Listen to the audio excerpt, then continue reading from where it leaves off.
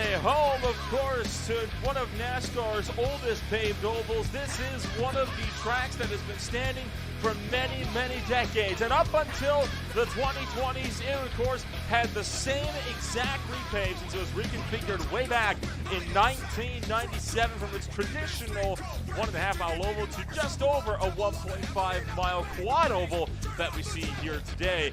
And while the new Atlanta may be where all of the glitz and glamour goes nowadays, we still get to see some of the beautiful racing that older Atlanta gave us by having this absolutely beautiful legacy layout preserved on iRacing. And today, it is where the TNGG IEL Truck Series will go to war for race number 2. Good afternoon, everybody. Welcome to Green Flag TV. My name is Ola Rampo, bringing you all the coverage from start to finish here tonight from race number 2 on the Saturday Night Truck Series, the Network Alliance for Veterans 200. It's going to be a fun show for everybody involved here tonight. We'll take a look at the point standings, of course, coming on over into this afternoon's race, where right now, Zane Bailey sits on the top of the points boards after taking a beautiful podium at Daytona International Speedway just 1 week ago. And there's a lot that these drivers have got to be excited about, as we'll continue to get working further and further in towards this championship. But it is still very much early, with a lot of chances yet for some wrenches to be thrown into the mix. As it stands, you've got yourself qualified underway on the racetrack with drivers like Zachary Groover and more trying to work their way up and around and put down some good qualifying laps. So we'll get a chance to take a look in, as there's a few drivers that have yet to put down those first qualifying laps. Among those is Groover, who will put down his second lap this time by. Improves from 14th to 10th. Laban Van Leer will go up to 22nd for his first lap. And we'll ride on board with John Holiday, who will take you for 2 laps around the Atlanta Motor Speedway.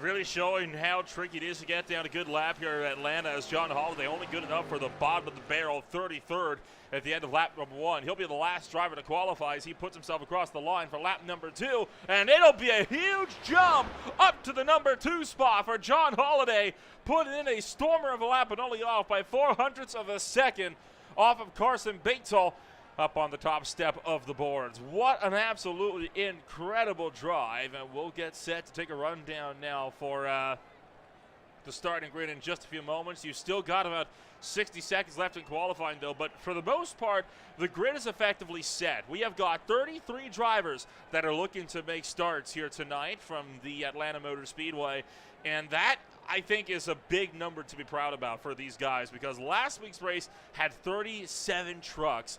A 37 to 33 drop-off from races 1 to 2. Not bad in the slightest.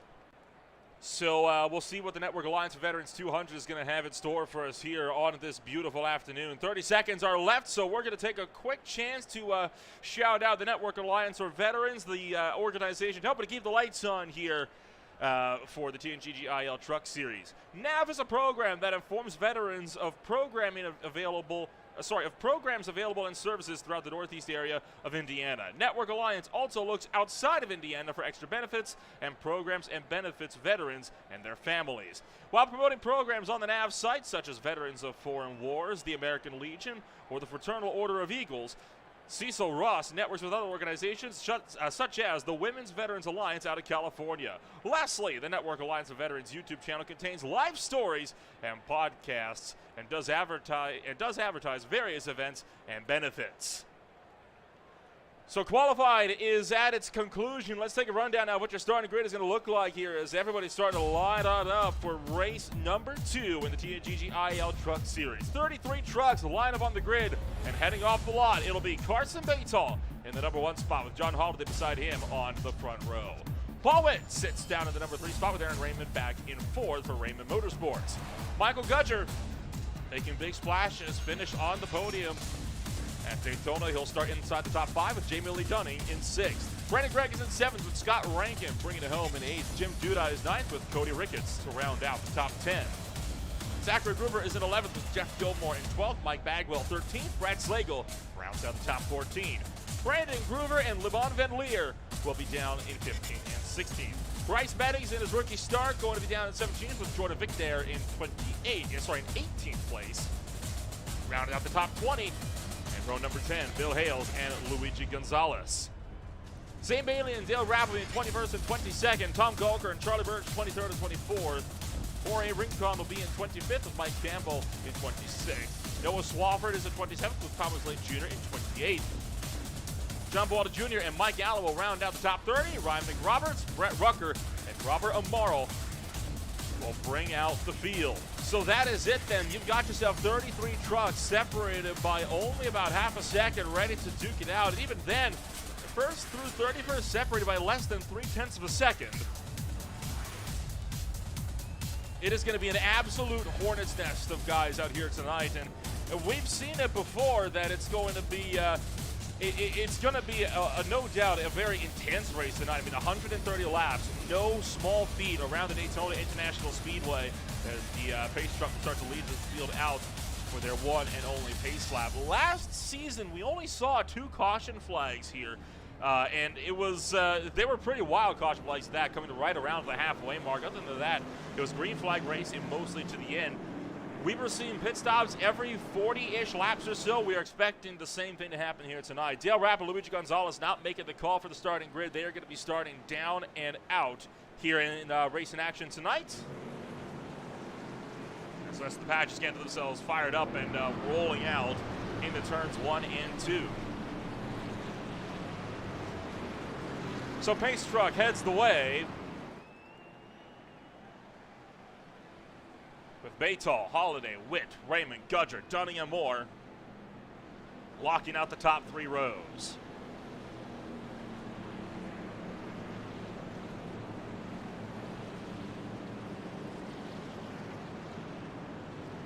As always, we are happy that you are joining us here on what is an absolutely beautiful Saturday night. Carson Baytall will work his way through 3 and 4. As we get set to get the party started, pace truck will duck down and into pit road. And now we are waiting on Barney the flagman. Green flag's out. We're racing in Hampton, Georgia.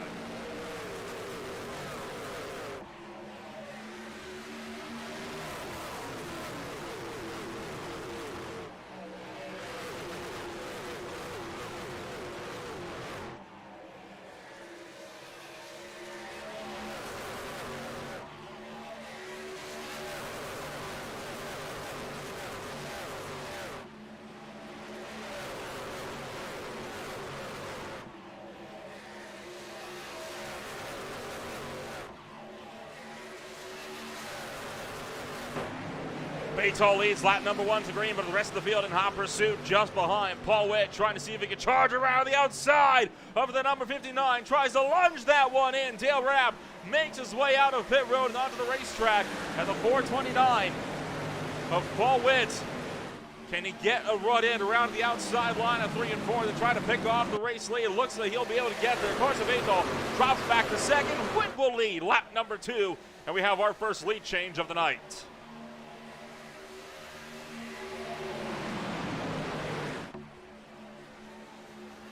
Intense racing early on as the whole pack tucked up, single file, nose to tail as they work their way through turn numbers 1 and 2.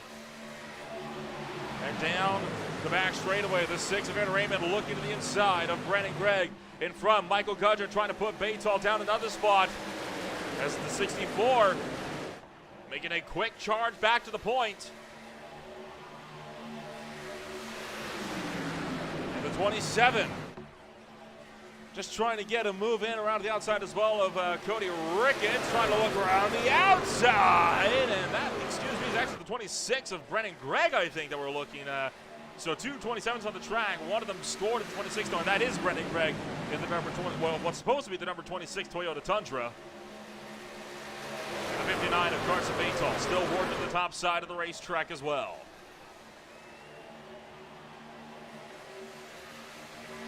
Truck racing at 1.5 miles can so often lead to pack racing like this, and well, while it may not be the new Atlanta, you'd be hard-pressed for trying to figure out the difference.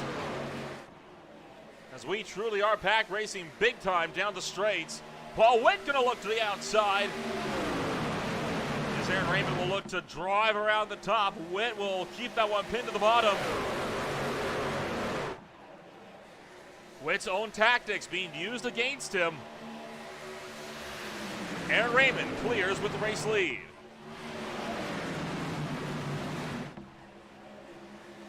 Carson Batal now trying to reestablish the momentum and drive back up through the field. He's got Gudger to his inside. Into the outside wall goes the 59.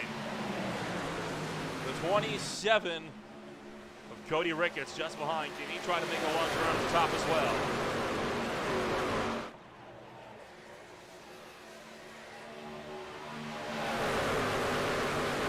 The front straightaway as Carson Batal pushes back to third. Michael Gudger starting to lose the initiative down on the inside line as Gregg will drive around the top shelf.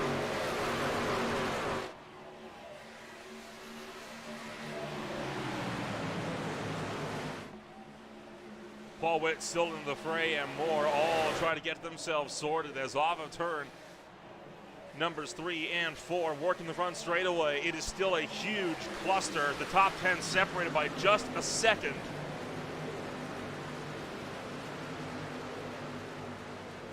As we siphon off back into turn numbers 1 and 2. Gregg back around at the top, and now Paul Witt started to drop back. Raymond no longer safe in the race lead. Oh, a block from Gudger to cut off Jim Duda on the inside.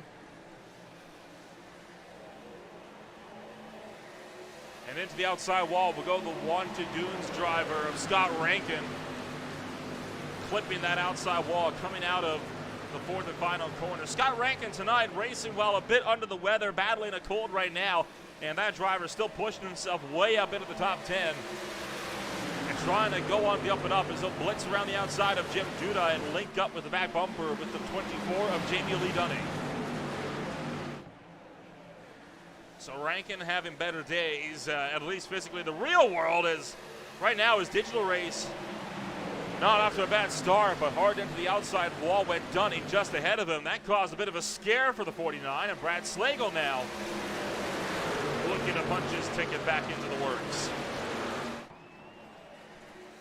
Oh, big slide behind Zane Bailey on a huge move down to the bottom side of the racetrack, nearly going around. And that could have easily been yellow flag number 1. Take a look back at Zane Bailey here as this is working out of turn numbers 1 and 2. And he got a bit of a helping hand for the 81 truck. Spun that 81, that 20 truck around and nearly wrecked him as well. But what an intense ride then, as that easily could have been an absolutely monumental incident. For now though, everything's still looking nice and sorted. Nobody, I think, is being too aggressive here. We're all being nice and patient, trying to make sure that we can actually be there to fight for these spots at the end of this race.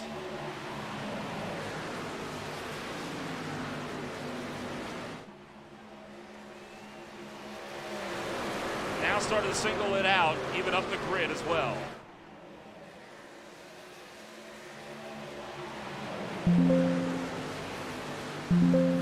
So racing action will continue on from the Atlanta Motor Speedway. Aaron Raymond with the race lead, although Brennan Gregg really looking to charge up to the back bumper now to see if he can usurp that number 6 truck with the race lead.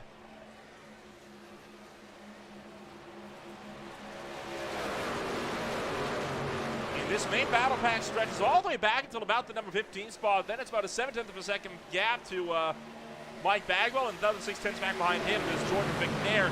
McNair heads up a trade of about 7. That leads all the way back to Rincon in 23rd. And McRoberts brings up the 3rd and final train back in 24th.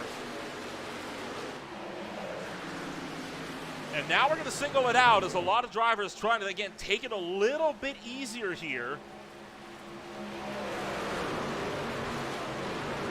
We might be seeing some folks looking to, I think, take their time a bit more into the outside wall. Goes Dunning. And Gudger going to try to blitz around his outside. And the 24 really pinching him in, but Gudger keeps that drive around the outside and put the LSU Silverado back up to the number 7 spot.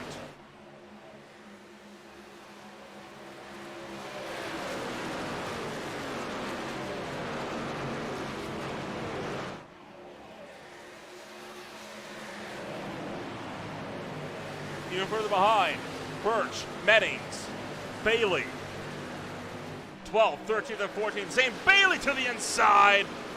Trying to pick off the 6 of Birch, although that's the 81 of Birch. Not able to have a look, although, again, certainly was a big effort. Round the outside, this time by is Brandon Gregg.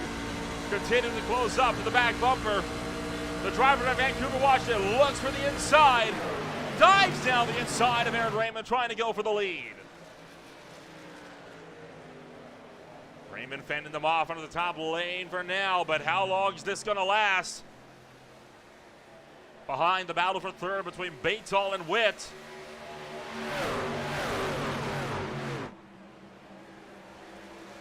Raymond clears from the top. Can Carson Batol do the same, or will Paul Witt get him on the inside? Looks like he will not. And in fact, Witt's offense going to quickly turn to defense. Batol's teammate Scott Rankin drives into 4th.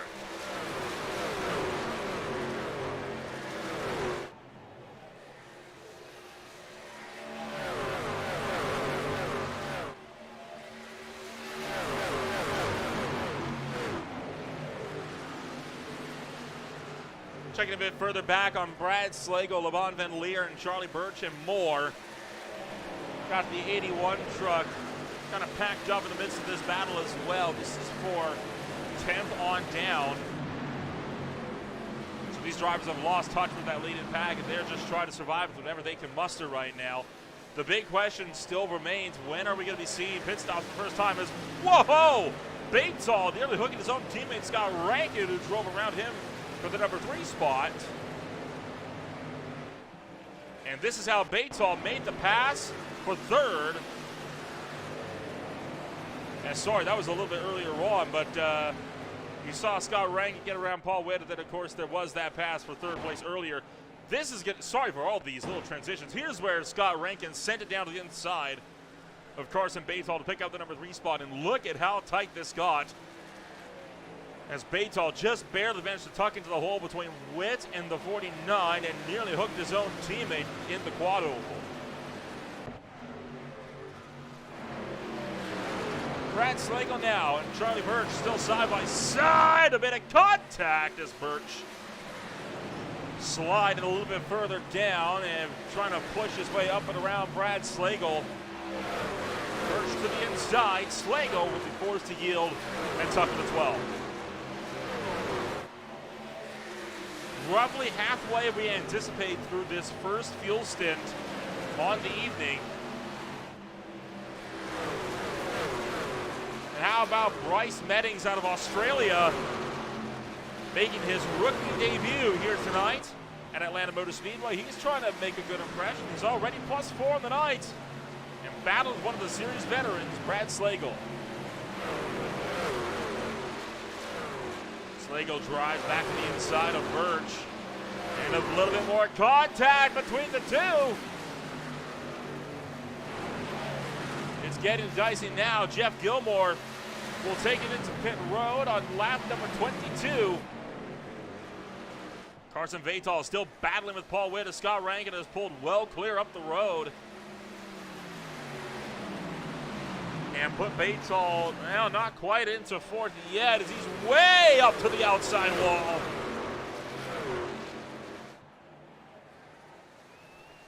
Gets that good drive off the corner, and he will look to secure that fourth position. Tom Golker, the next driver in, so we could have seen a lot of these folks coming into pit road even earlier than we anticipated. Lap 23 in early times of making these stops. Now, critically, we have to keep in mind for this one as well, the fact that these drivers are now having to really struggle with the fact that they're likely going to be down a set on tires. Last season's race, these drivers were forced to make a fuel-only pit stop. There's a lot of debate as to whether you should make it before or after. Aaron Raymond really fighting to keep Brendan Gregg behind. As Gregg tracked right to the back bumper that last time through. And into the infield grass is Tom Golker. Big problems with the driver of the two. As he'll get his way back onto the racetrack, but that two truck has found the outside wall something fierce. Take a look back. Already found the outside wall once and then just getting up to power. He's going to loop the back end and slide into the infield. Keeps it out of the inside wall, so could have been worse. Gregg still chasing after Aaron Raymond with the race lead as he fires it down the back straightaway and looking into turn numbers 3 and 4. Raymond still up on the top side on the right-hand side of the screen. Gregg pulls to the door. Oh, boy, they nearly get into each other. Dead heat of the line. I think Brendan Gregg led that lap. Cody Ricketts in his debut start will make his way to pit road. And Gregg clears for the race lead. Raymond not taking that one line down. He's going to chop back to the inside.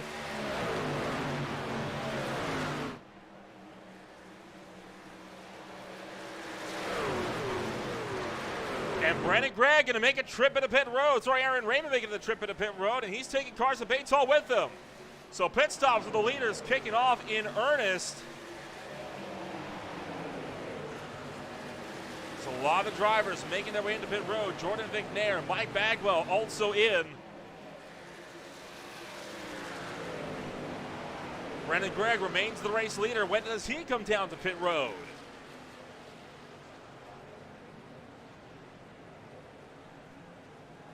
That answer will be now, as he will take Scott Rankin himself, Dunning and Moore, Witt, Duda, Gudger, Lear. Dunning stays out. And problems now for Batesall, as Batesall has spun it around as well. Carson Batesall just spinning up the wheels as he got out of pit road and loops the 59 truck. That's going to be really detrimental to him. Oh, and now he's into the outside wall. Huge crash up in turns 1 and 2. He'll slide to the bottom, but we don't have a caution flag somehow. Carson Batesall with a humongous impact into the outside wall. We'll check all that in just a moment. We got a lot of pit stops currently underway as over half the field is into pit road.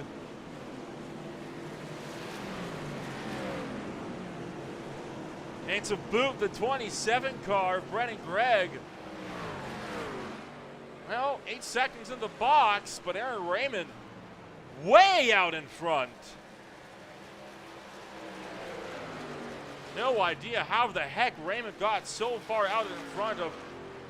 I'm going to correct myself real quick. I'm looking at the wrong driver. Raymond just in front of Brendan Gregg. So I thought for a hot minute that Brendan Gregg lost so much time. I was completely mistaken. Mike Campbell and Jamie Lee Dunning just leaving pit road as well. Take a look back. What in the world happened to Carson Batesall? As, well, that's him looping it. Well, he spun it out again as he was trying to get his way back onto the racetrack. And he's just going to loop it on the transition here and then spin up into the outside wall, I think is what happened there. Gosh, that is a huge lick for the 57 truck. who had absolutely nothing to do with that one and nowhere to go. That was Jeff Gilmore that got to the 59. Take a look at this again.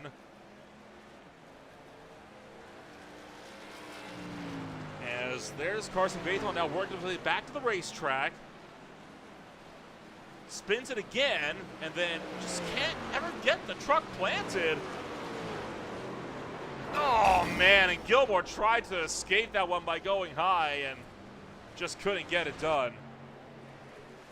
How that was not a caution is absolutely beyond me. That had every reason to be one. But we'll keep this race moving forward with a lot of, in fact, all of the field having made their first pit stops on the afternoon, even sooner than last season's race here. Raymond and Greg remain nose to tail in the battle for the race lead.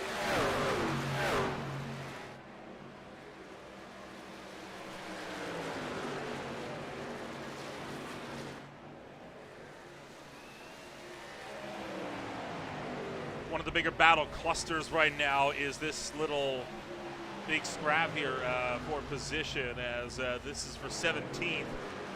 Campbell about half a second up the road, then Goker, McRoberts, and Lane, along with Gruber, all under a blanket.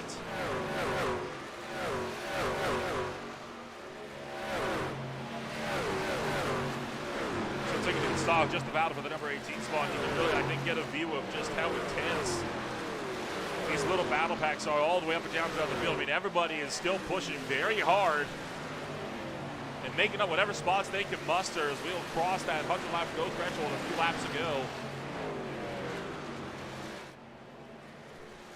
Got the fight for 8th as well between LeBon Van Leer and Charlie Birch. Gap between these two about the same as it is for the race leaders right now.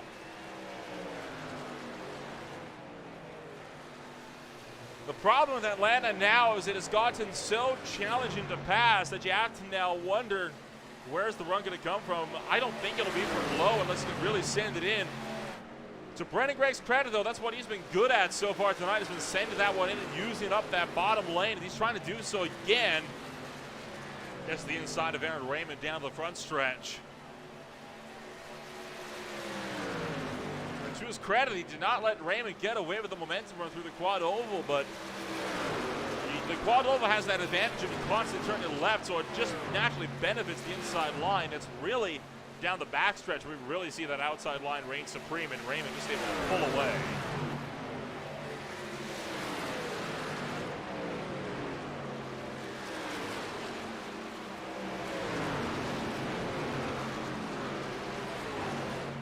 Fight for 16th on back.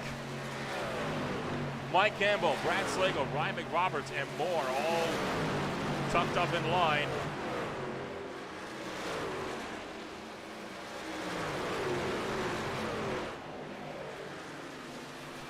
Some of the bigger movers and shakers in this battle as well. The Mike Campbell plus 10. McRoberts plus 14. Birch and Rincon, though, have made up the most spots out of anybody. They are both plus 15 on the afternoon. And the battle for the lead once more is Greg, again trying to attack to the inside of Aaron Raymond. Cannot get around him as Raymond going to power around the top.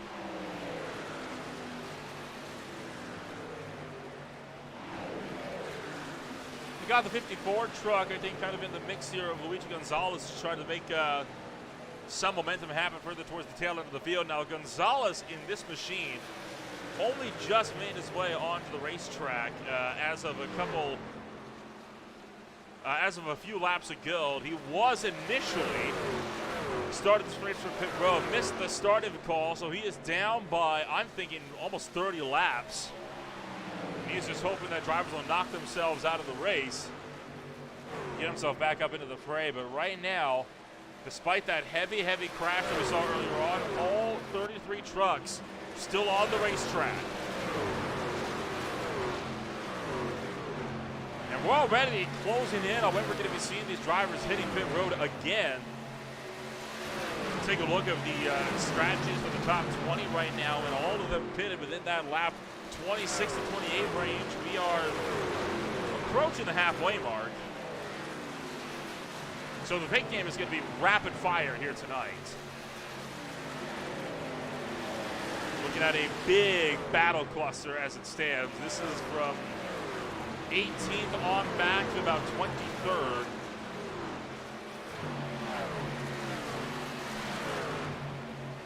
I mean, a big how do you do going on is you got Bagwell, Lane, Slagle, Groover, Swafford, the other Groover, Gulker, and Rucker, all in one giant field.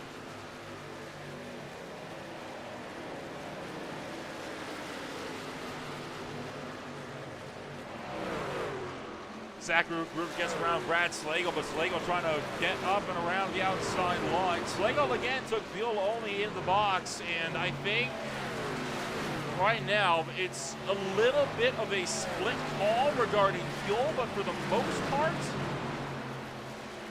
it's all been about as you could expect to see from your typical pit stop window, and I haven't seen too much that has suggested we're going to be seeing much different. Fuel only was the strategy for most on this last pit stop run, so I am anticipating we're going to be seeing a lot of tire stops the next time we get around. And I think kind of take a look at the comparison on the pit stop times all the way back from the top 6 where fuel only, and then Birch took 4 tires, Lear took 2, Bailey and Dunning took 2, Bagwell took 4, Groover took 4, and some damage repairs. Most of the drivers, though, in for just a splash and dash. So could this have an impact on how racing action develops? I would have thought, honestly, that the 4-tire drivers like Birch and Van Leer would have been able to make more progress in this green flag run, but they have really not been able to do all that much. They have been kind of, not floundering, I want to say, but they have not been making as good of a progress as you might hope. There is Birch and Landier. These are your 2 drivers that are fastest right now on new tires.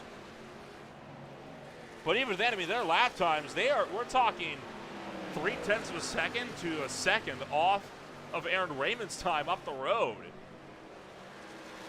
They have not been making the progress that you would expect to see from a driver that is on fresh Goodyears, when somebody else is on about 25 to 30 lap older tires than you are.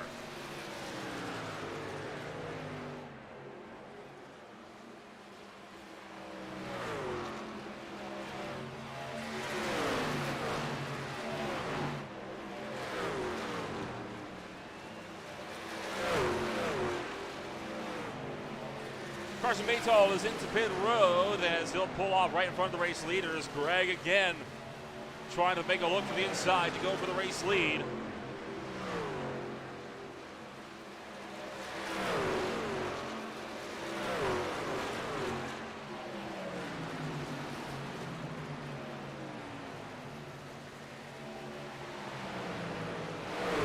And further down the pack, 22nd.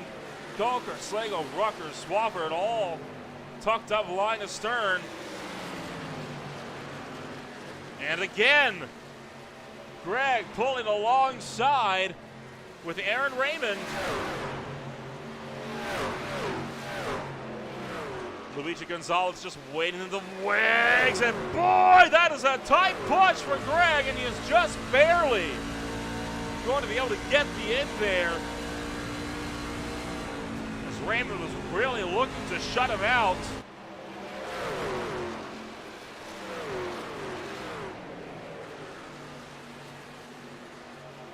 So Raymond will remain in the race lead for now, but how long is that going to last? And LeBon Van Leer getting up and around Jim Duda. Charlie Birch just up the road. Most of the battles have separated into their own little packs. Yet again, we see the 27 sanding it in, washes up the track in 3 and 4. Greg is not happy being stuck behind Aaron Raymond. He thinks he's the quicker driver, but he just can't get around that number 6.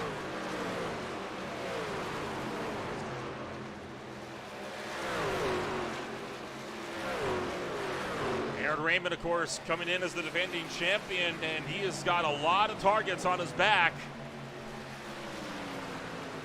A lot of the field has no love lost towards the Bass Pro Shops Chevy Silverado. Brandon Gregg is among those drivers, so you have to wonder how long is it going to be before Gregg decides to move him. This race, though, flying by, already almost 50 laps deep. And we have been green flag racing since the drop of the hitch. We have not had a single yellow flag. Gregg into the outside wall. And that will break up proceedings.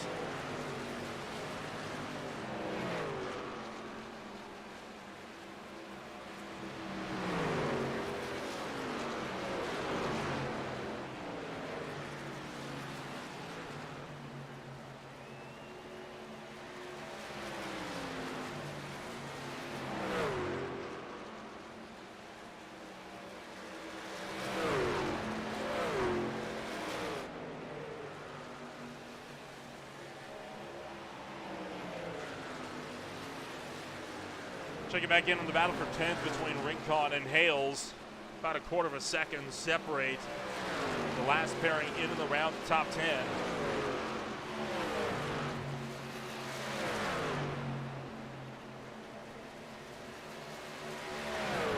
Last pit stops were around lap 26 and 28. We're expecting these guys in within the next 5 to 10 laps.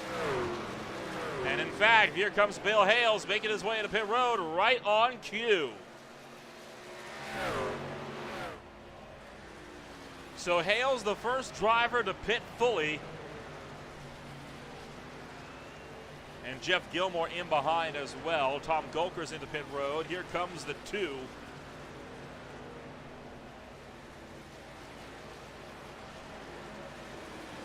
So quite a few trucks that were not a part of the main lead lap battles making their way down and in as once again Brandon Gregg shoving his nose at the inside. Now, Gregg pitted the lap later than Aaron Raymond. I wonder if he is potentially trying to force Raymond to stay out an extra lap to make sure that he cannot come down and get into pit road. That would be a really cheeky tactic.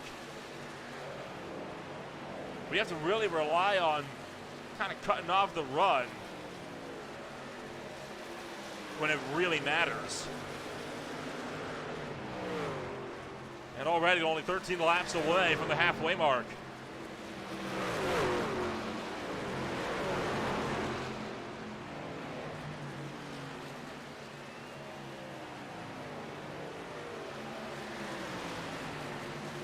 Raymond to the inside, Gregg up top, and by Aaron Raymond opening up that inside line, that tells me he may very well be committed to pit road this time, and he sure is. Raymond into pit road, locking it down, just barely getting into time, and Michael Gudger, same story. Let the pit road circus commence. Jeff Gilmore's been to the box for a long time. He may very well be taking that truck behind the wall. Jim Duda also into pit road at the tail end of shot.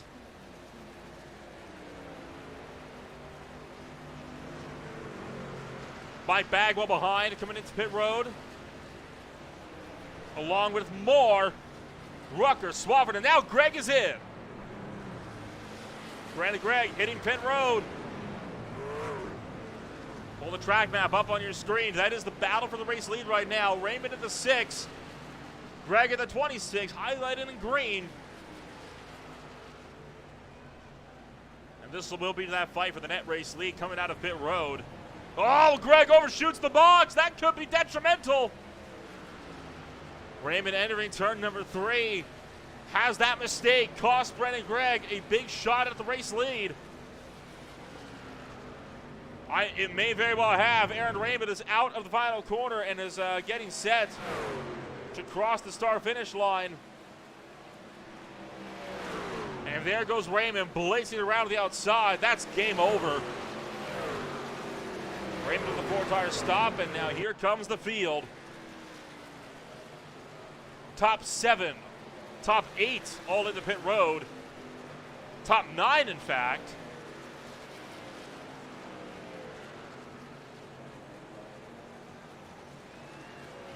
Now this is where the trouble starts, as multiple drivers are trying to enter their pit stalls while other drivers are making their way out of their pit stalls.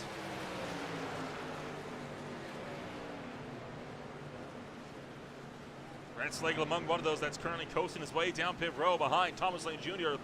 already on his way out. There goes Zane Bailey out of pit road. And Slagle overshoots the box.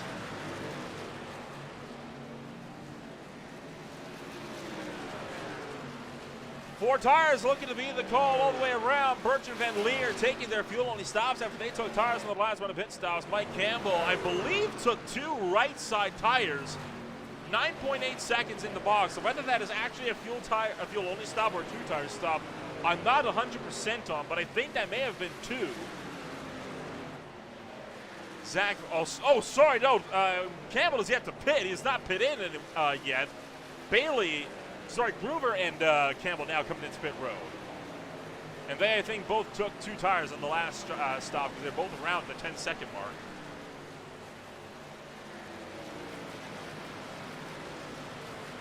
Aaron Raymond back to the race lead. Michael Gudger runs in second.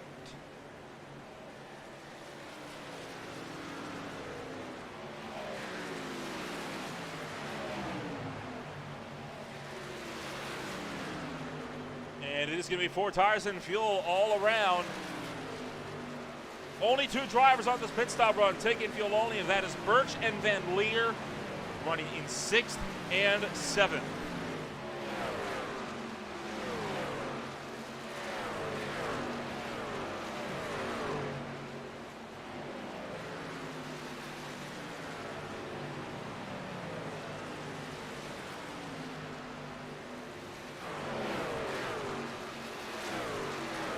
Getting set to turn lap number 60 as Van Leer are going to be battling it out with Birch. Oh, and into the outside wall goes the 81 of Charlie Birch.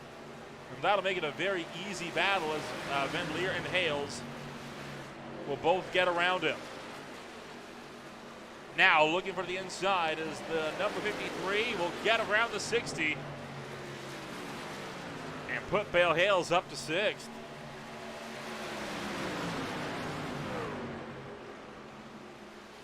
Want to real quick, once again, thank the Network Alliance for Veterans and Cecil Ross for sponsoring the TNGG IEL Truck Series.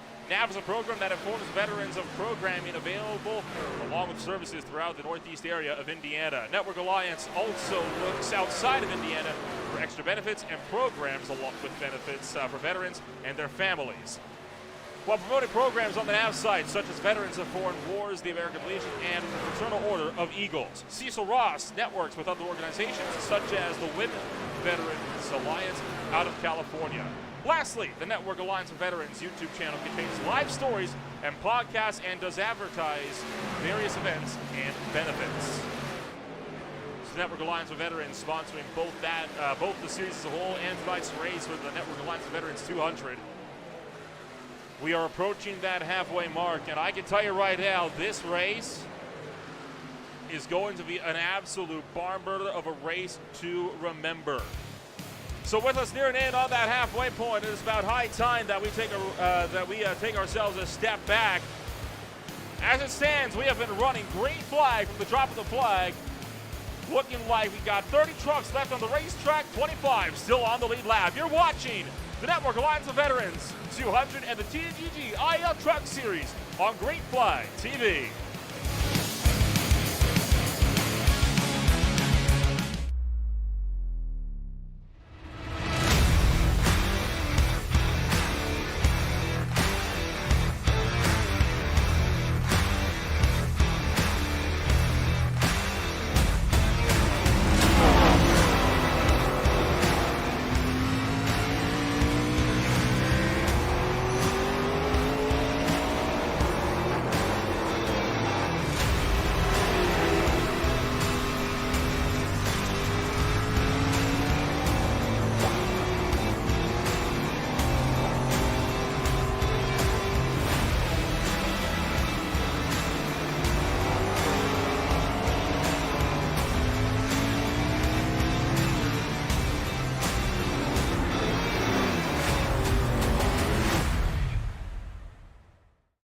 Racing isn't easy, but experiencing it is.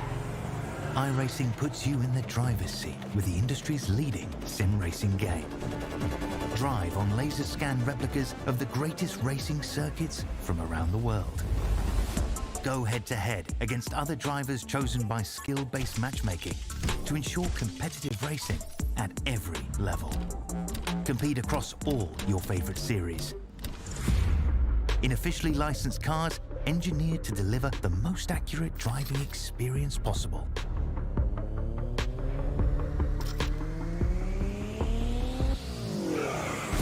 Join a race or host your own with players from across the globe.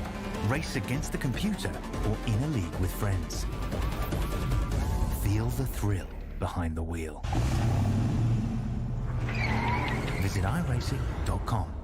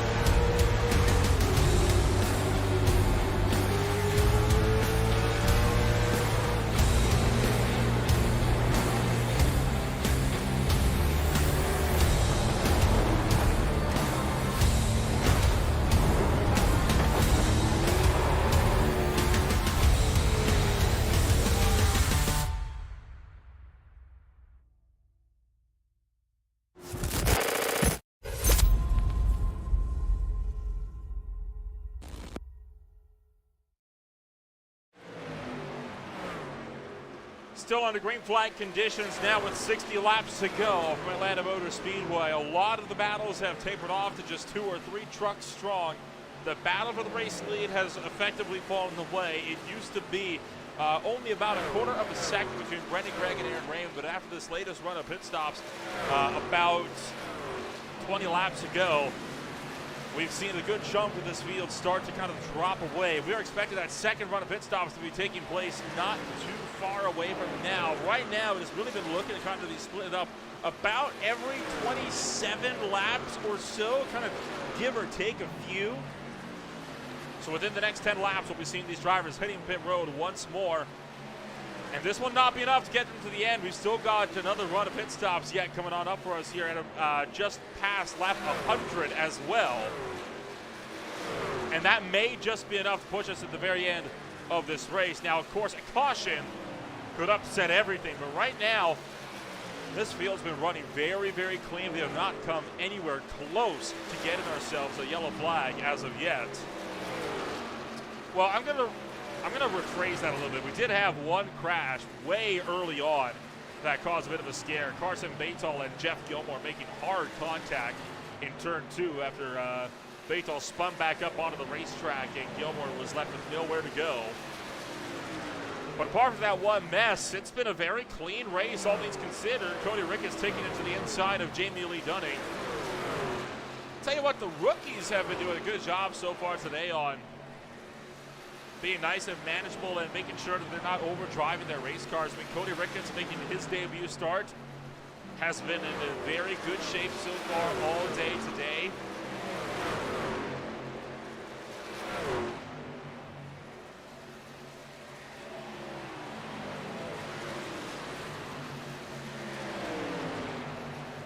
So we'll see what this 27 truck's able to do, and looking like it could be a serious contender for a top 10 in the points.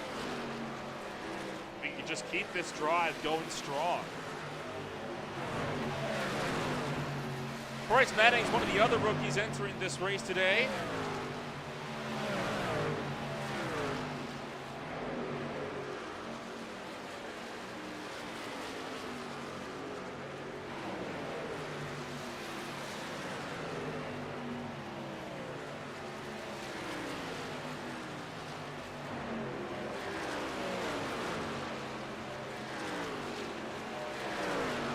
Battle for 11th, looking like could be picking up. Rincon trying to keep Meddings at bay.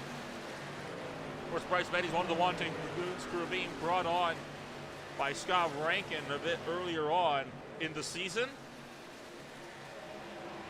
Yeah, Strand has been making a pretty good presence so far. Rankin right now running at the number 4 spot, just 3.8 seconds off Baron Raymond.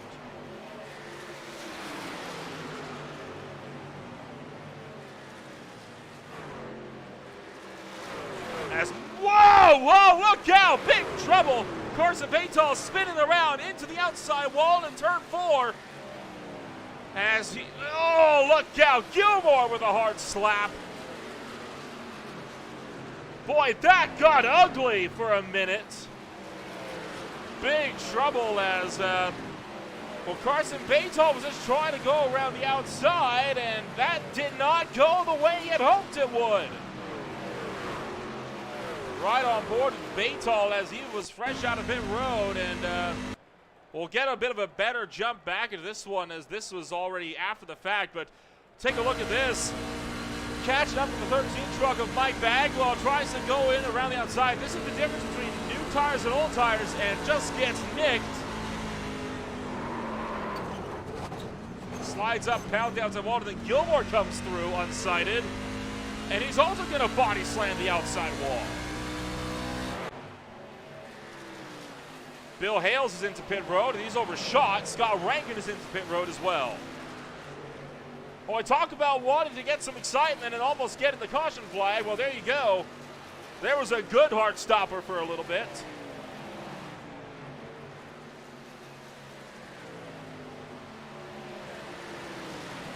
Birch, McRoberts, Lane, 14th through 16th, all packed up line astern.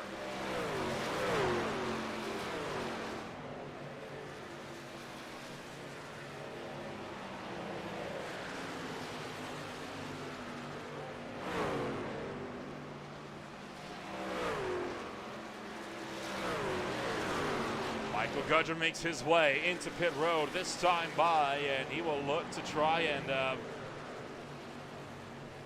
see if he can go after Aaron Raymond for the race lead. Meanwhile, Lamont Van Leer trying to keep Rincon at bay.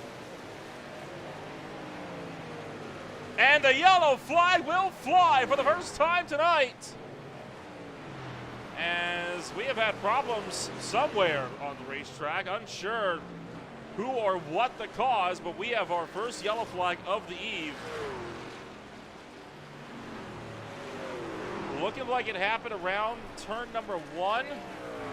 Well, right on board with Rincon, there was some smoke, I think, and we'll see if you can get an eye on what might have caused this first caution flag. It was already well out there. You see some smoke, so somebody had a big spin down to the inside, and I'm just not sure who the culprit was. Jump up, maybe Paul Wick got a look. Perhaps Jim Duda. There's already the smoke. It's much fresher this time. Oh, look at that. May have been Carson Baytall. That was Carson Baytall that spun to the inside. We'll get a look at that in a minute, but we're gonna have a lot of drivers coming into pit road here.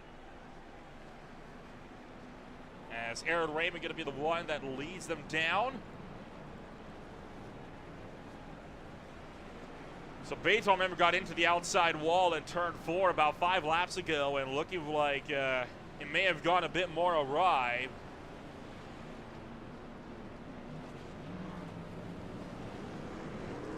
Raymond drives out of pit road and will regain 3rd position. Take a look back. This is going to be Carson Baytall. Around the outside of Jeff Gilmore. Contact between them. And there you go. That's what spun Oh, man, that's what spun Carson Bates all around. That was just a miscommunication, it looked like. And whoa! Somebody having to jump way to the inside. That may have been Bagwell. That made an aggressive lunge to the inside to try to get around that mess. Right on board with Gilmore and what he saw. Just minding his own business, and then all of a sudden there's a 59 truck here outside. That's going to spin Bates all down and out of the way. On board with Bagwell. Sees the contact up the road, and this is where it starts to get hairy. Slow enough, jumps to the outside, and blitzes around. Now, Gilmore and Bates all have had contact before this race, which does to some extent make you wonder. But Gudger leads the way, less than 50 laps to go in this race.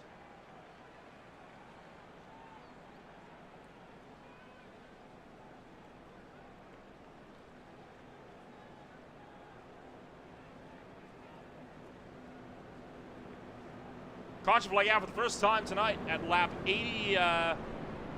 Lap 79 going to 80.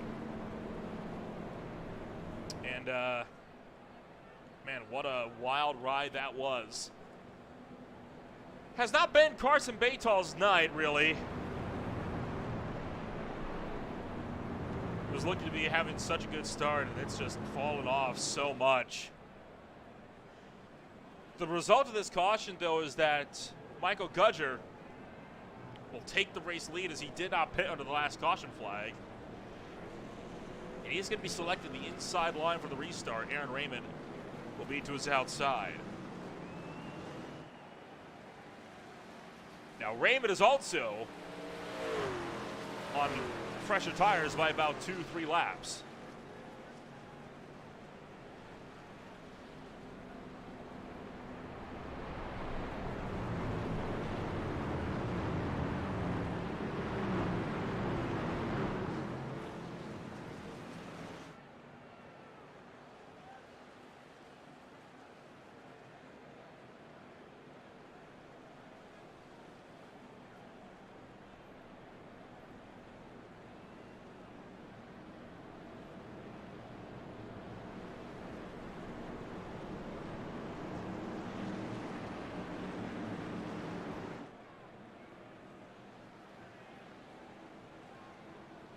We'll go green flag racing for lap number 85 and get ourselves back into the swing of things.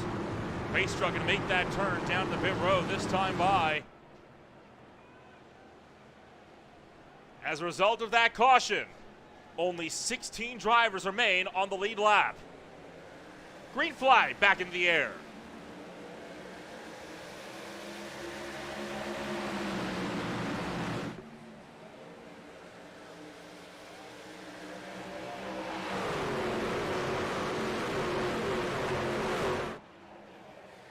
Aaron Raymond trying to hang on, but Gudger still powering down the inside. Raymond trying to retake the race lead while those fresh tires last. Will the Goodyears hang on around at the top? Gudger remains in the race lead, and he will lead lap 85. Raymond's efforts look like they might be all for naught as Brendan Gregg really looking to push that 64 truck from the inside.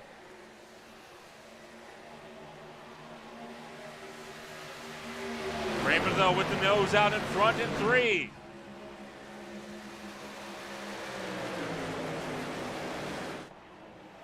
And Gudger still in a drag race to the line. This time, though, Raymond will lead the lap.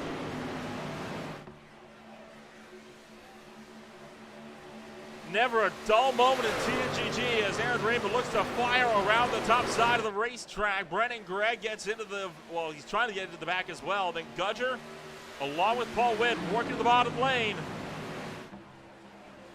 I just think it might be too little at this point as Aaron Raymond has effectively pulled clear with the race lead. Just now trying to battle it out with Brendan Gregg. And Greg gonna jump to the inside. So Greg was helping Raymond until he could get to the bottom side, and now the 27 blitzing to the bottom shelf. And he'll push clear of Raymond. The 6 cutting back low. And the Bass Pro Shops Chevy Silverado to the inside of 27 Tundra.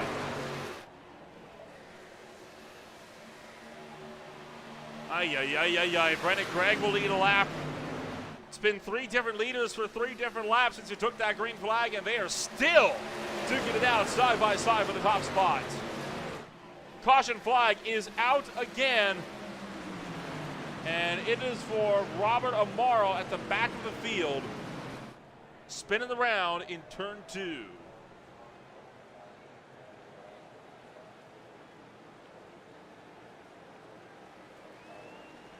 Not the way that Robert Amaro was hoping to have his race go. We'll take a look back and find out what happened to the 77. He is alongside Scott Rankin. They're going 3 wide here.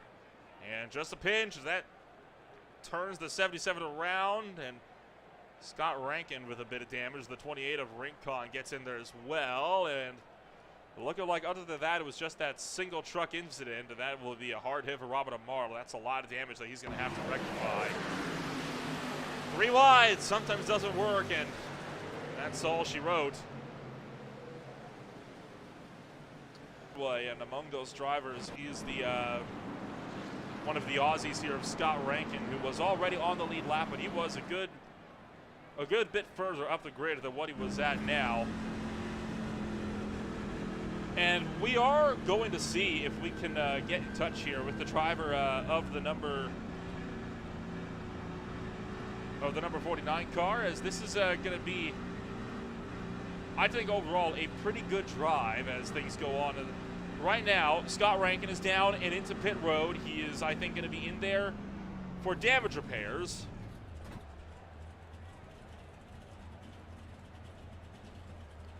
And we'll see if he's going to be able to kind of get himself back sorted. But let's see if we can't drag up the driver, the number 49 here, to see if we can get a word in here with the driver that was formerly sitting in 12th. Scott, this is Nolan Rempel up here in the broadcast booth. Got a copy? Yeah, man. How you going? Well, better than I imagined it's going for you right about now. What happened there to bring out that yellow flag from your perspective? It looks like we were just chatting about it. Rob thinks that he drew. I think Rob came up a little bit more than he was expecting. Netcode definitely played a huge part there, but I shouldn't have been back there. Straight up, we got real unlucky in terms of strategy.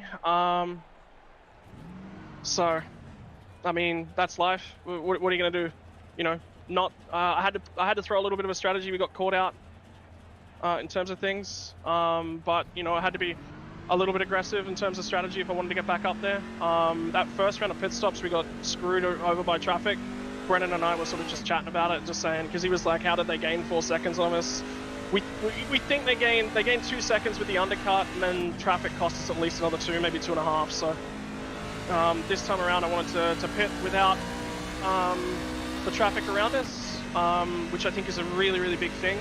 That was my read from that first pit stop. So, you know, we rolled the dice, and snake eyes, brother. What do you do when you roll snake eyes? I mean, I think it still isn't as bad as it could be, right? I mean, you may be down at 16th now, but at the end of the day, you are still on the lead lap and still with the potential to fight for those spots at the end of the race. There is, I imagine, damage to the truck now, but what are you going to have to do to make sure that you can potentially rebound it and maybe pick off a top 10? I think top 10's gone in terms of damage. With 2.5 minutes worth of damage, so we're relying on cautions here. The truck will never get back straight. There's nothing I can do about that, but yeah, head down, see what we can do. We got to keep the race alive. That's the key. Well, hopefully we'll be seeing you with some better luck in this race, and hopefully we can speak to you at some point throughout the rest of the season. Best of luck out there throughout the remainder of these next 38 laps or so. Yeah, thanks, brother. And you know, it's a shame to be racing with a cold and get some luck like that. It's yeah, it is what it is. Tough week. Tough week for Scott Rankin, as he is going to be down in the number 16 spot and hoping for some better luck before the end of the night. Right now, I think he will be going. He has made his way back out to the racetrack, so he will be down a lap this time around. Well, still on the lead lap this time around. 15 drivers made on the lead lap. Rankin is the last of those. Lights have gone out aboard the pace truck. Raymond, Greg, Gudger, and Witt are in play for the top 2 rows. And we'll see how our race for the lead will develop once again.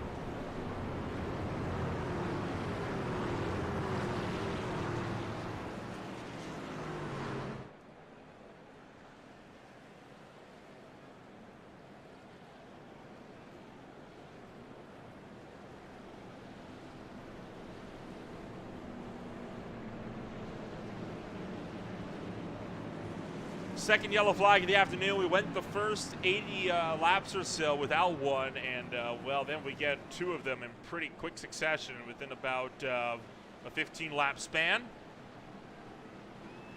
We're hoping this will not be a stop-start race at the end of this one, but who knows? Raymond with the lead, Greg in second. Still one more pit stop in store for these drivers before the end of racing action tonight. Green flag back in the air.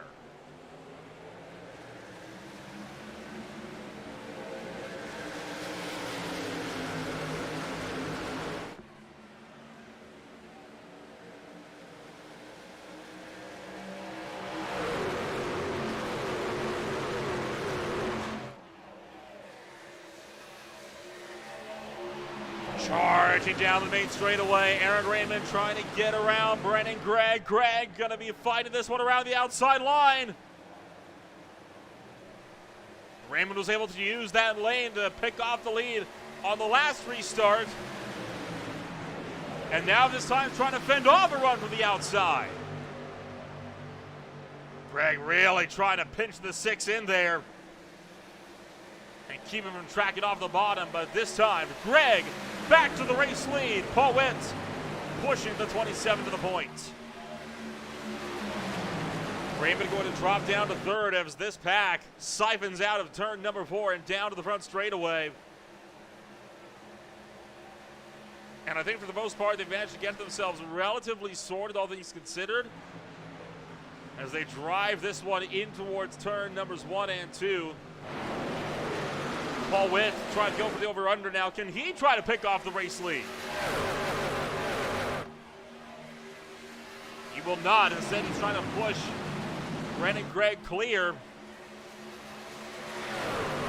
And nothing Raymond can do but watch as the top 2 start to build a gap. Fastest lap of the race, that last time by for Brennan Gregg. A 30.91.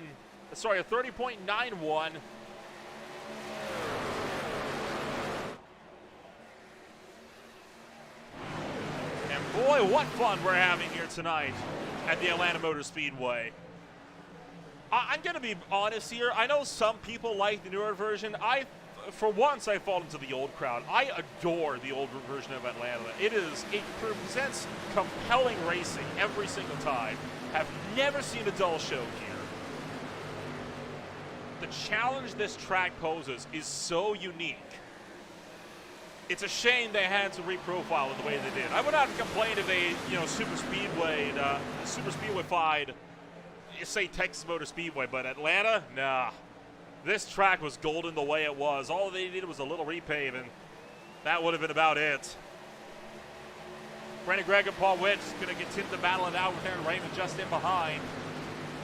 The top 3 now in a big getaway, and now Raymond back to the outside, trying to look around the 429. And he's up to second. Behind them, Gudger and Duda going to go side by side for 4th and 5th.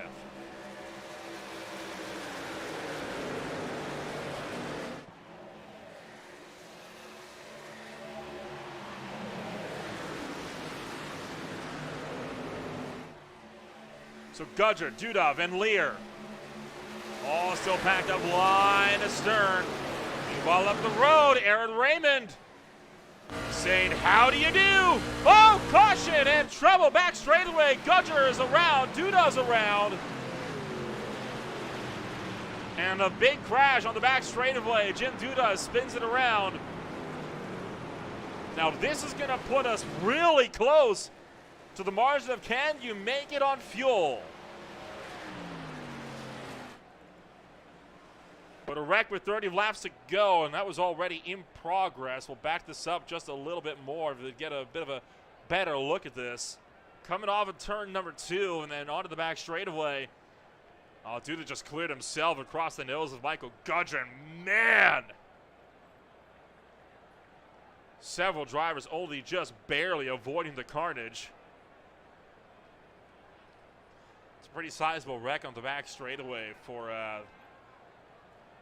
Jim Duda, as he's going to slide to a stop entering turn number 3 at speed. I mean, nothing Michael Gudger can do there, and we'll get another look back at that one. I think that may have been Birch. I think that just got around that. I don't know. There's a lot that went down there. He's going to be on board with Gudger. I mean, he's there. You can't say he's not. Right on board with Laban Van Leer.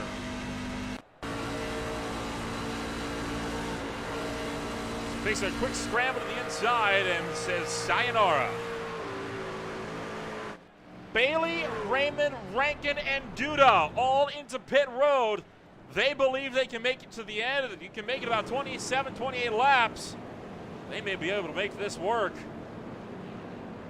Everyone else staying out of the racetrack, and I don't know about that call. For drivers like Brandon Gregg to stay out, that might be a race-winning strategy for Aaron Raymond. How effective that's going to be, we'll find out in a moment. For now, Brandon Gregg leads the way in the Network Alliance of Veterans 200.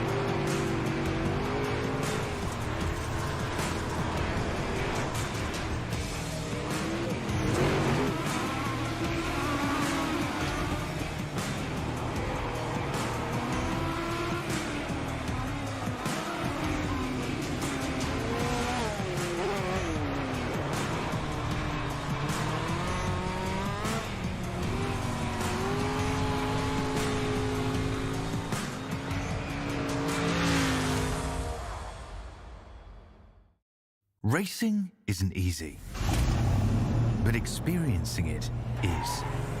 iRacing puts you in the driver's seat with the industry's leading sim racing game. Drive on laser scan replicas of the greatest racing circuits from around the world. Go head-to-head against other drivers chosen by skill-based matchmaking to ensure competitive racing at every level. Compete across all your favorite series. In officially licensed cars, engineered to deliver the most accurate driving experience possible.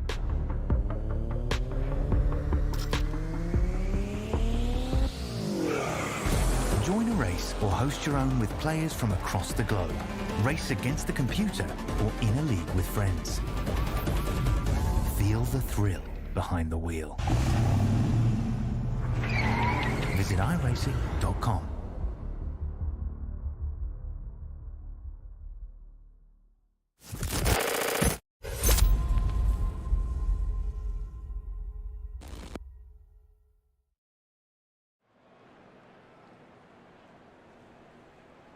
Green flag will be out this next time by. If you pit now, you're good to go to the end, and we know a good chunk of this field still has yet to make a final stop on the afternoon. Aaron Raymond and Moore came down into pit road. Right now, Bailey, Raymond, Rankin, and Duda, along with a handful of lap trucks, all came down and in to make their final stops on the night.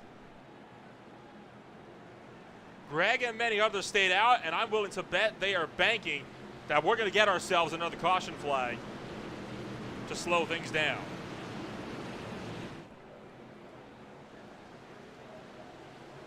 Green flag back in the air.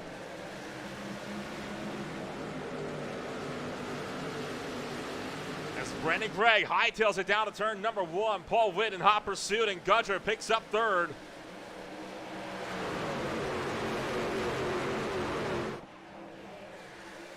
Battles on for fourth down the back stretch. Bryce Meddings will get around LeBon Van Leer, and now Paul Witt to the inside. Secures the spot from Gregg, watches up, and Gregg still has the nose in. Paul Witt not clear for the race lead yet.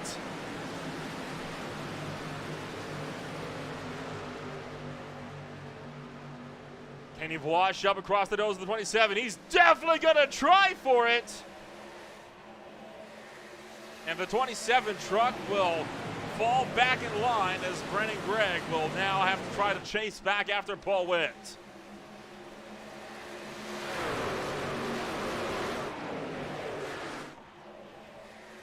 Within that range, 25 to go, 24 to go.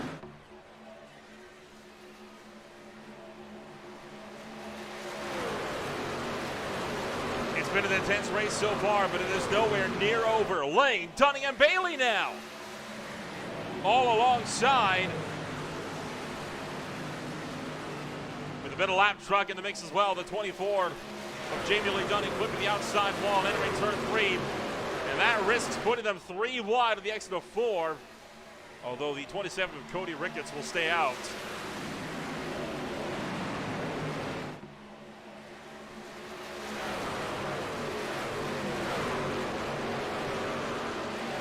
Thundering down the back straightaway.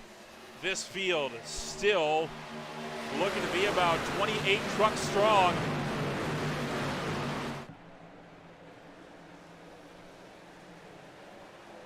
Carson Batol down and out of this race as he has been for the last 23 minutes. He is so far marked as one of the few DNFs along with Robert Amaro and Jorge Rincon.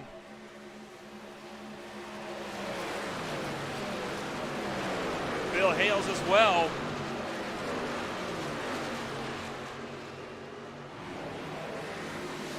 Talk about battles down the back straightaway as Ryan McRoberts and Zane Bailey now going at it. Bailey, one of the drivers that just came down to pit road. And Aaron Raymond has already battled his way back to 6th. 2 by 2 by 2 through the quad oval.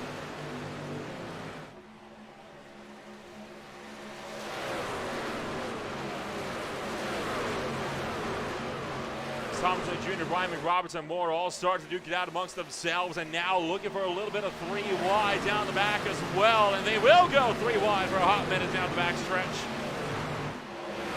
The 9 of John Holliday starting to slow, and Holliday was making his way into pit road.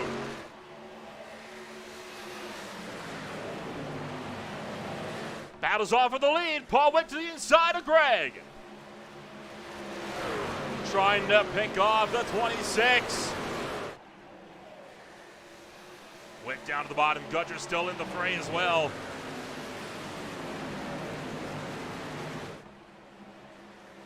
$19 to go at the line.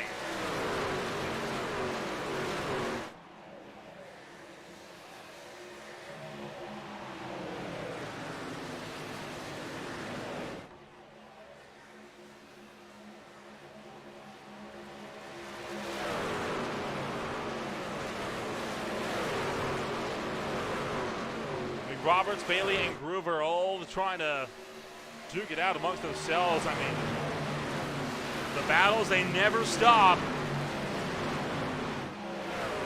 And now McRoberts starting to slow.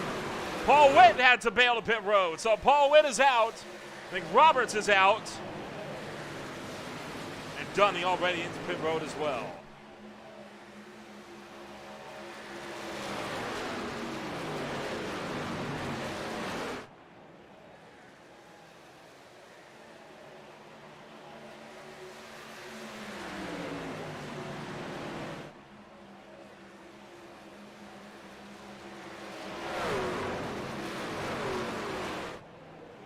Michael Gudger forced to yield.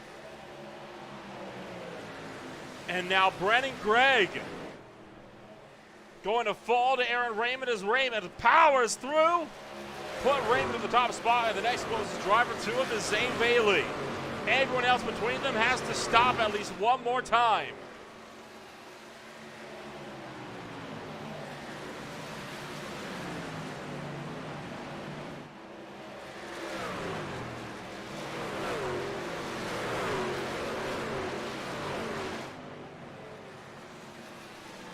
Greg and Birch both into pit road, as well as more and more drivers start to bail. And I was not 100% on Aaron Raymond coming down, but it dawned on me when I did the lap count, and now I have wondered why so many other drivers failed to see that. Only about 4 trucks on the lead lap, and about 8 that were laps down came down to pit road, and now, just a few laps into this green flag run, we're seeing now the rest of the pack come down for their final stops. I mean, I don't know what the thought process was there. How could you not see that? I mean, the right was on the wall.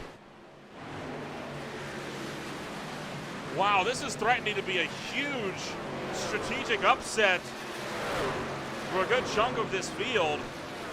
3 wide around at the top for Aaron Raymond as they're going to split the 2 of Gulker with Michael Gudger. I'm at a loss, I really am. Raymond clear by 3 seconds, another 5 seconds back to Jim Duda for 3rd. And then Scott Rankin runs in 4th, trying to pick off Duda for the podium.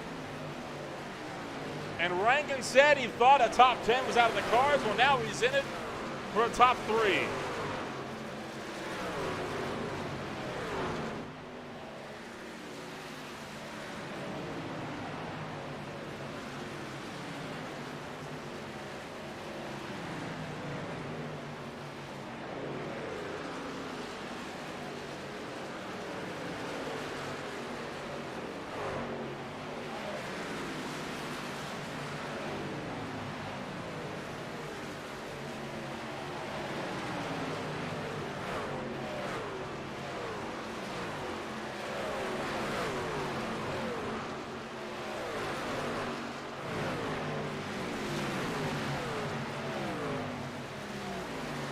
So right now, the racing is looking like it'll be just 4 trucks that sits on the lead lap for now. Aaron Raymond is the furthest up among them. I know I'm not saying much of that. I'm just in shock at how much this race is flipped on its head. I mean, talk about the golden call for Aaron Raymond, who has just driven this one to the point. This is almost like Las Vegas all over again. Now, if a caution comes out, then you have to wonder. I mean, right now, a lot of this field is unlapping themselves from Raymond. But they're not going to get even close to getting back to Raymond again. Raymond's good to go to the end. You make it 28 laps on fuel. We restart with 27 to go. If he was saving under that caution flag, it's easy peasy.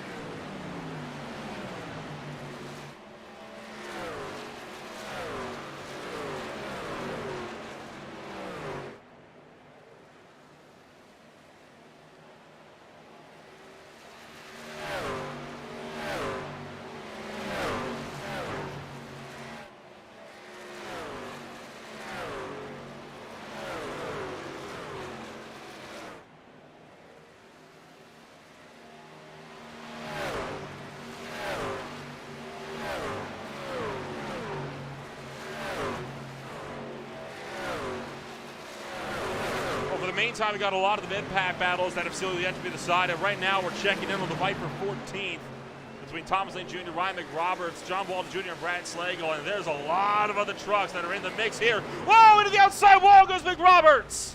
Spinning around, and that's a big crash. Jim Duda collected as well, and Duda was one of the lead lap runners. How will this impact the field? Huge collision on the front stretch, and that all started with Ryan McRoberts and Jim Duda coming together. McRoberts took it to the inside and then drifted up and cleared himself across the nose of Duda. Hard hit into the outside wall, nearly kicked the 23 on his side. Dale Rapp got a pretty big piece of that. Brad Slagle had to scramble through the infield. What a heavy lick, though, for a lot of drivers. This is on board with Vic Roberts.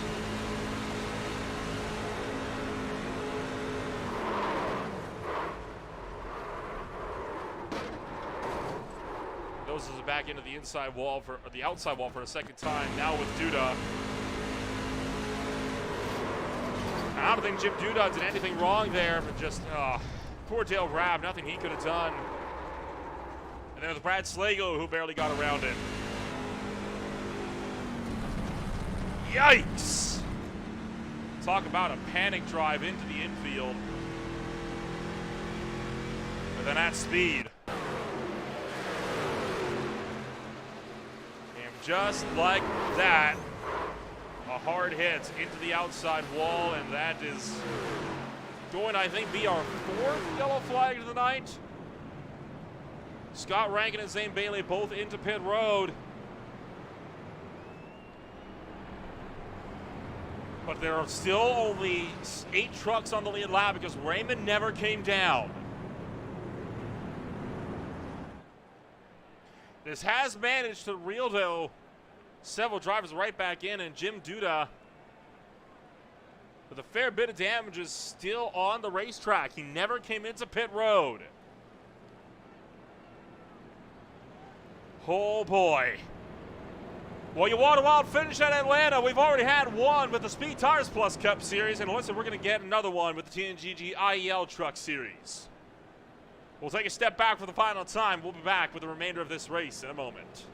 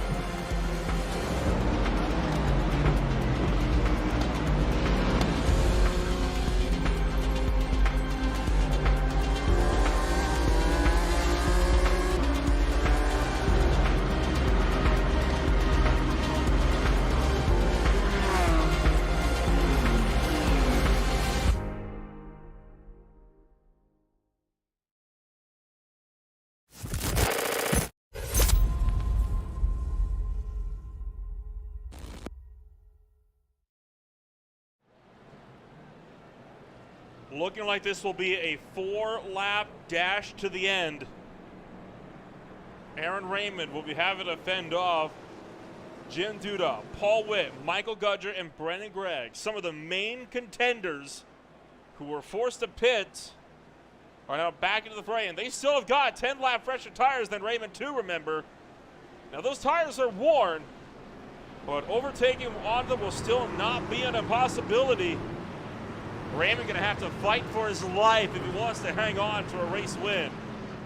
Duda, the catch with him, he is damaged and damaged big time from that wreck.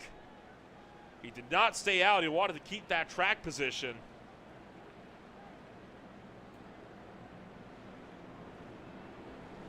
Right now, I'm genuinely toting Paul Witt or Gudger as serious contenders to win this race, depending on how well Raymond can get off the line here.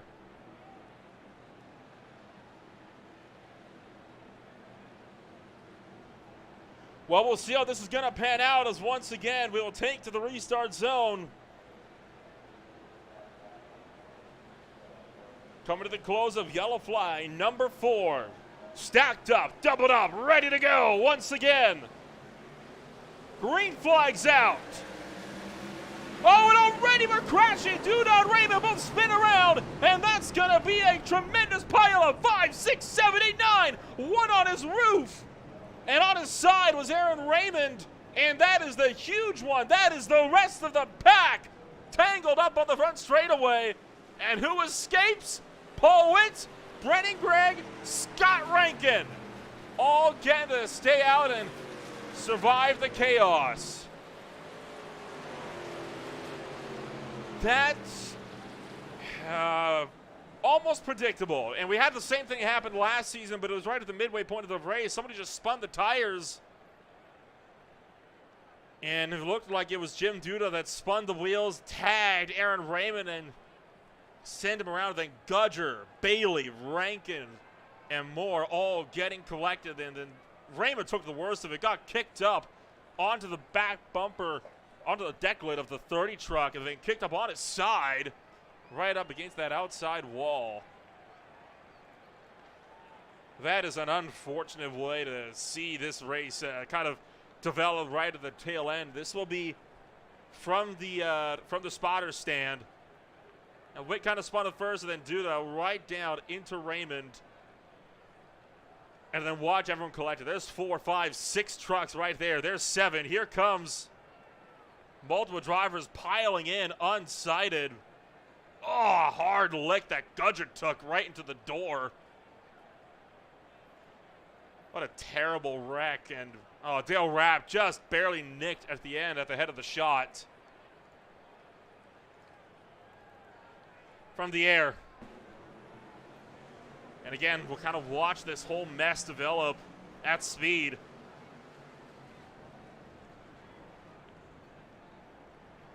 I think, was that the 29 truck, I want to say, of Mike Allen that just bulldozed everybody through. Right on board with him.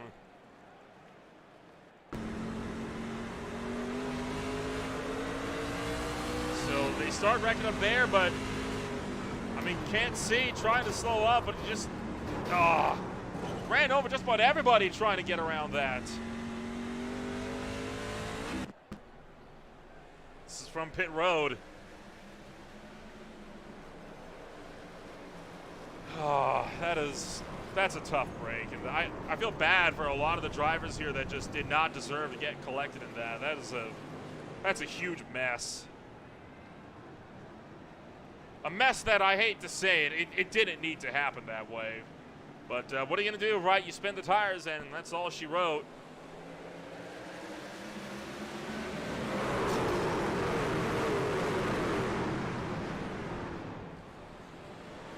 Get 2 more on boards for this one here. We'll do the first one with Jim Duda with the wheel, and well, that's already in progress. So this is on board with Duda.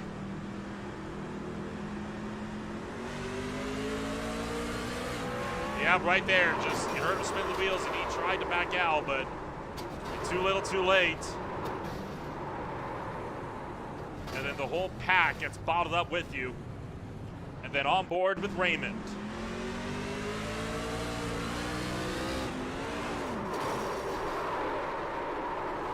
Well, Raymond goes from hero to zero. It's a wild sight to see. Well, we're lights out, one to go with our one and only overtime attempt. Sorry, we are not lights out. I thought we were lights out for a minute. I couldn't see the front of the lights, and well, the front row is already doubled up, but we'll go for one more. But we will only have one more attempt to get this race over with.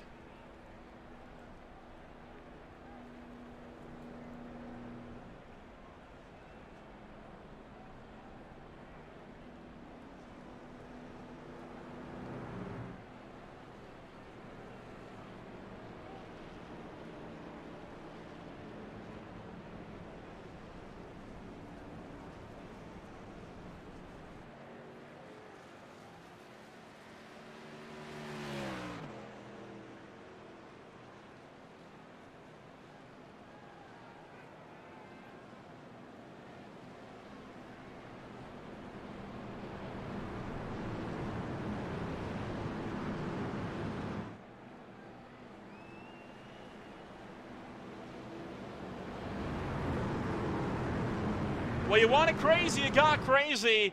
the main contenders knocked out of the fight, although even though he got kicked up on the side, I mean, Raymond, because he was on the lead lap and so many trucks are laps down, he still restarts in 7th. So he still has a shot to win this race. The only question is, will he be at the finish to get it done?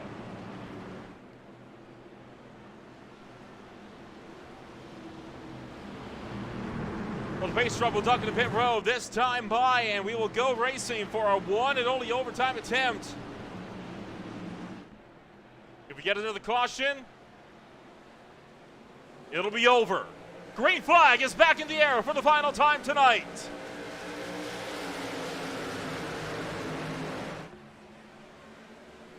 Paul Witt trying to keep Brennan Gregg at bay as Witt takes it to the side. Gudger spins it around. Gudger loops it, and that's it. Race is over. Gudger with a single truck spin to the bag. He'll collect Brad Slagle along with Zachary Groover. And Paul Witt will be your race winner at the Atlanta Motor Speedway.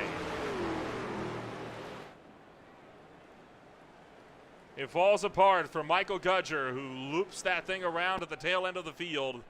Hooked by the 81 and spinning out middle of the pack, gets nailed by the 29.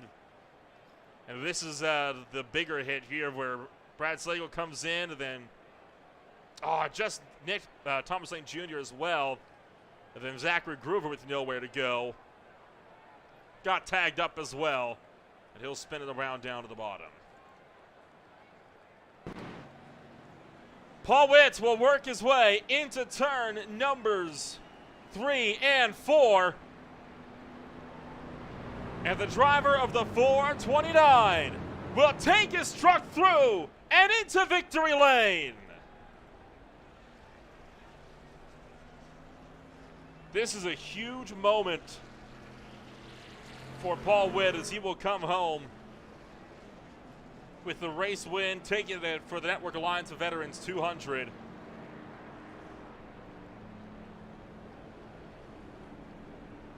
His first win since Daytona in 2023.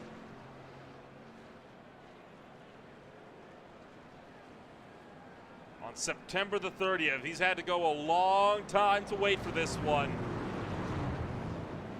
And it must feel good to take that truck back to victory lane.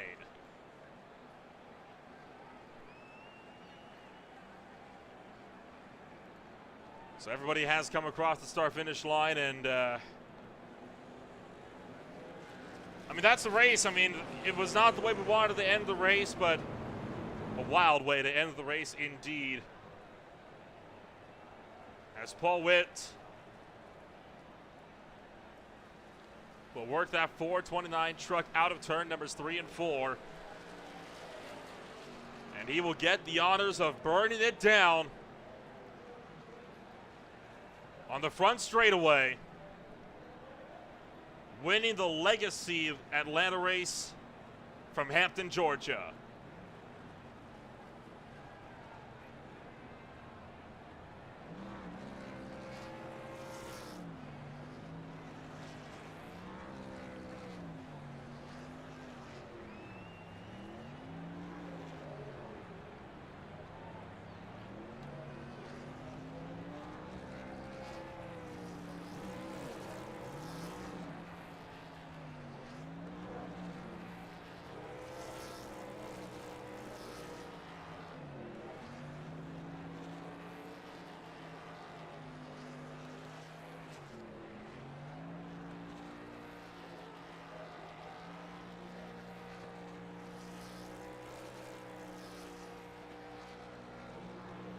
Well, we'll get the chance to talk to Paul Witt and all the other drivers at the tail end of this race, but before we do that, we got to thank one more sponsor for the end of the night. Box also jumping on board from race number 2 onward. So we'll take a look at this message, then we'll be back with your post-race coverage in a moment. Don't go away.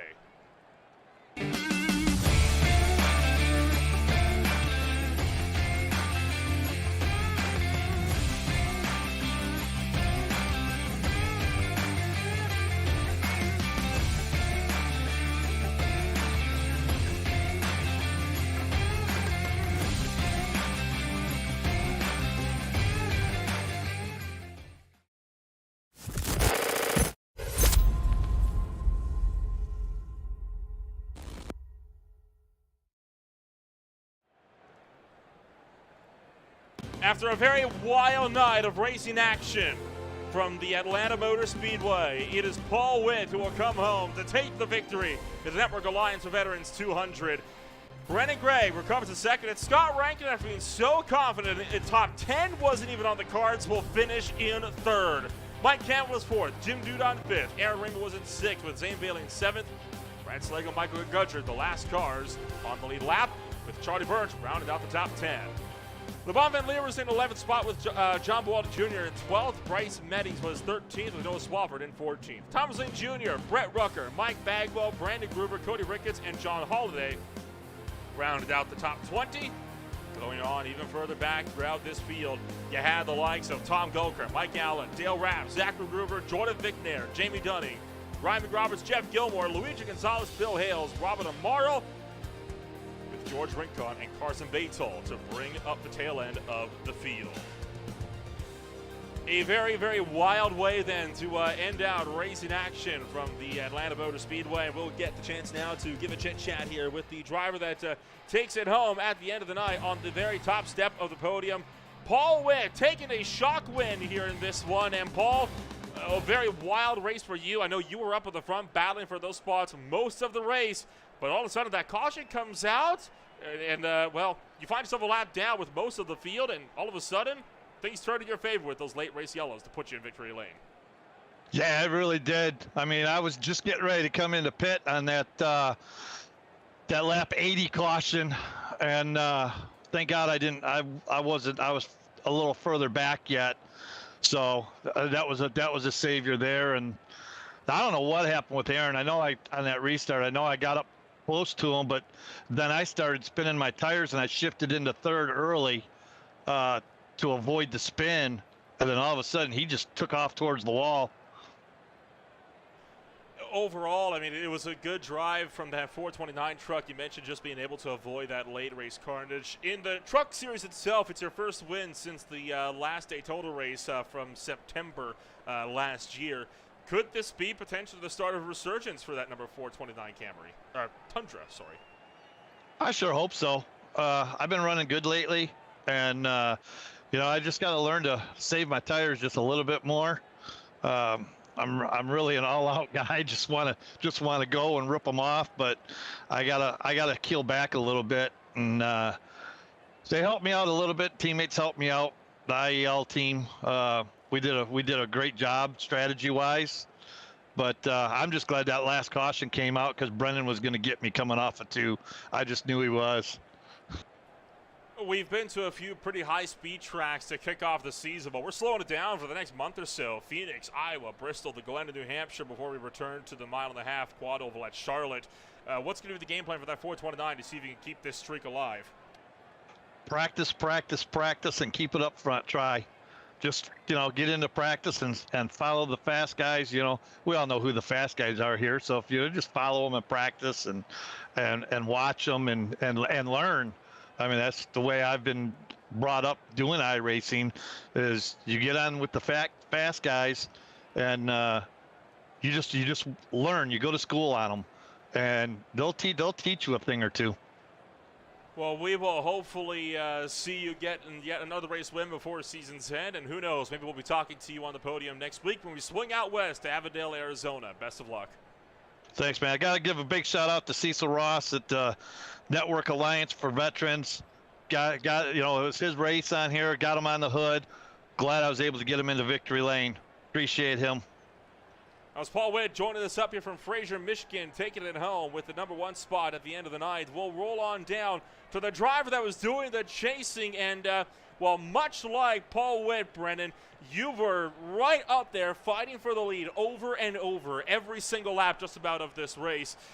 It got wild, though, and everything got turned on its head more than once in those last 50 laps. Kind of walk us through it. For the most part, it was just frustrating everywhere. First it was traffic, then it was trying to get around Aaron for what seemed like an entire fuel run. Then it was pit strategy, late cautions, and everything else. It just chaos everywhere. Atlanta races, they tend to kind of bring up the unusual that we've seen here tonight. And at first it was looking like it was going to be a thrilling 4-lap sprint, but all of a sudden the whole field decides, well, we've had enough racing, we want to take it to the garage with that big wreck that we had with 4 to go. How'd you manage to avoid that carnage to escape the mess? Honestly, I think it was more luck than anything. I think I was one of the only people out of the top, I'd say 8, that didn't really spin the tires. I saw Paul in front of me. Definitely stepped out a little bit. Everyone else in front wrecked. I feel like it was just mostly able to keep control of the car. And of course, we look forward now to the Phoenix Raceway. This truck has had some success throughout last season as well. Are we going to be seeing Phoenix being yet another great racetrack for that number 27 machine? I really hope that it's a good track for me. I really dislike it as a track. Just never quite had the driving style for it, but always had some decent success there, so hopefully I can do that again. All right, well, we'll see if you can get yourself with a good race win coming in just a few weeks from now. Congratulations on the strong second-place finish here tonight. We'll see if we can follow it up with a win next week in Phoenix. Thank you. Brennan Gregg joining us up for the number 2 spot on the podium out of Vancouver, Washington. And that takes us to a bit of an unlikely driver. Scott, you were so convinced you are not going to be finishing in the top 10. Well, look at that. You're on the podium. Funny how that tends to work. Yeah, I mean, when everyone else around you's losing your head, you know, one of the big things I wanted to work on this season was my headspace and driving. There's still a few lessons out there tonight. Truck was, I was really curious to see how that one would have gone, because I think, and I think Paul said it, you know, if we go green there, I think it's actually any one of us can win it. The damage we actually got from that second last caution, I don't think I had enough horsepower to get it over the line. So yeah, we'll see. Man, way to be caught up in, what, 2 cautions, potentially 3 cautions. I do want to say, before I get any further, I do want to say a big shout out to Robert Emerald. Unfortunately, I've just had a look back at the incident him and I had, and I thought I'd left him a little bit more room on the bottom, and I hadn't. So look, I mean, you know, at the end of the day, he comes up and initiates the contact, but it's on me for car positioning. So I want to say a big apology to him, because that ended his race, and that's not the way I want to go racing. Well, regardless, it was still a pretty good race for you. I know it was looking a bit gloomy there around the halfway mark, but then everything flips around with all these late race cautions that invite so much of the chaos that we're, I think, used to seeing almost in these types of races. At what point does that mood start to flip from, well, I'm just going to go for whatever I could get, to, holy crap, I could actually go for this thing?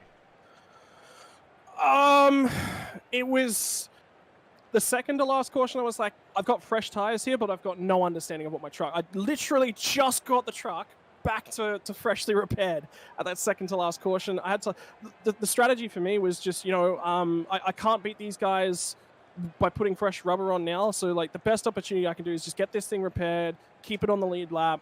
So that was the headspace I was in. You know, biggest thing was grab points. We've got to grab points. We've got to keep ourselves in contention. And then from there, that sort of guides a lot of your decision making. So it was just give space, make sure I'm not getting touched up in any. I don't want to be the next caution, because that just kills the race. We're done. And then, yeah, about lap 120, when that extra caution came out, was just about perfectly timed. Everyone around us had put enough on their tires. The other side of the coin, though, was if that last segment of the race goes green, I think Raymond is out of fuel. I think he's a half lap short, and I was just close enough with a half lap short. I think I could have ran him down. And Duda was bigger in the pot than I was. I was good on fuel. So I wanted that last one to go green. It was just do whatever we can to keep ourselves alive, and that's what the race was about. Overall, a very successful night, at least for you. I know for some of the other teammates like Karza Baytal, it was not nearly as successful, but it's a good silver lining for the overall for the team to get one of their trucks onto the podium. What's going to be the game plan for you guys coming around at Phoenix? I know that's where you made your big debut last season, was at the Phoenix Raceway, so could that be a place where we see one of those trucks back to victory lane? It'll be a lot of note-taking from Carson, because the last time we were there, Carson actually won that race. I'm confident there. I feel good. One of the big things is, you know, I want to rattle a few cages. I'm not going to be... Normally, I'm the kind of guy who goes in and I'm really quiet and sedentary. No, this season's going to be rattling a few cages. You're going to see a little bit of a different driver. I'm very much on the tire saving plan. My biggest strength is being able to look after that right front. We didn't do enough of that tonight. So I just want to rustle a few cages and upset a few people and see where that leads us. You know, no, I'm not saying that I'm going to come out here and intentionally wreck people. No, man. I'm just going to make sure that I'm pushing these guys every little inch, and I'm making sure that I'm forcing them to think more, because if they're thinking, that's where I'll win, because I know that I'm really good with those strategies. So.